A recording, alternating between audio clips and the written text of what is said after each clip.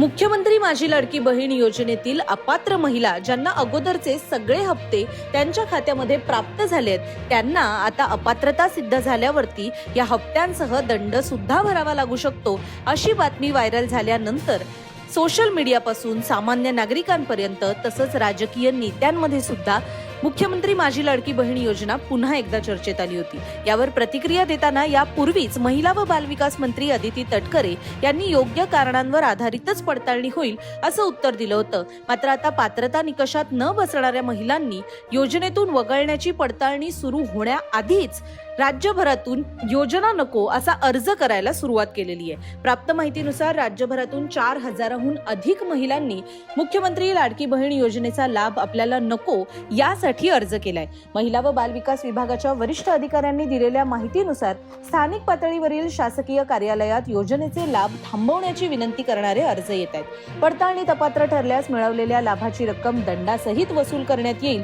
या भीतीने अर्ज माघारी घेण्याची प्रक्रिया सुरू झाली आहे असं सुद्धा म्हटलं जातं। यावरून आता महिला व बालविकास खात्याच्या मंत्री अदिती तटकरे यांनी सुद्धा माध्यमांसमोर नेमकी परिस्थिती काय हे सांगितले।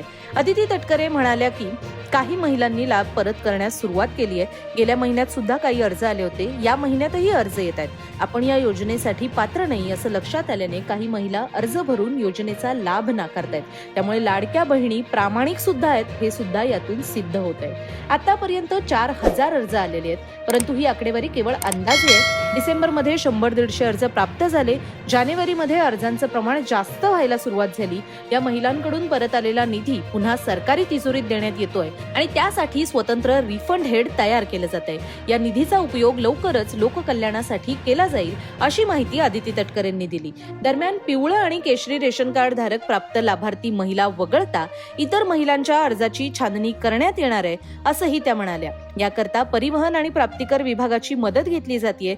ही अखंड व अविरत सुरू राहणारी प्रक्रिया असेल आणि परिणामी अर्ज मागे घेणाऱ्या महिलांच्या आकडेवारीत सतत बदल होऊ शकतो अशी ही माहिती अदिती तटकरे यांनी दिली। दरम्यान महायुती सरकारने गेल्या वर्षी जुलै महिन्यात मुख्यमंत्री माझी लाडकी बहीण योजना जाहीर केली।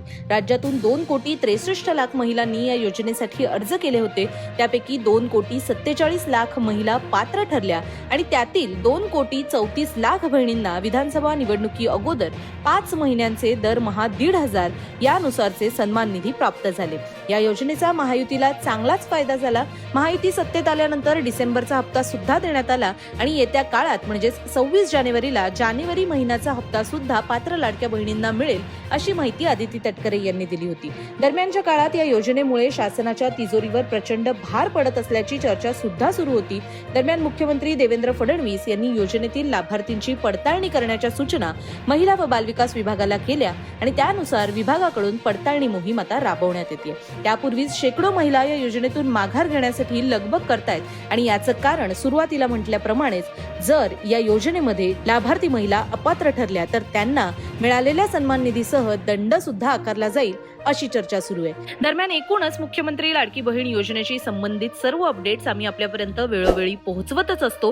यापुढे सुद्धा हे अपडेट्स मिळवण्यासाठी लोकसत्ता.com या साईटला आणि लोकसत्ताच्या YouTube चॅनलला आवर्जून सबस्क्राईब करा। पाहत रहा लोकसत्ता लाईव्ह।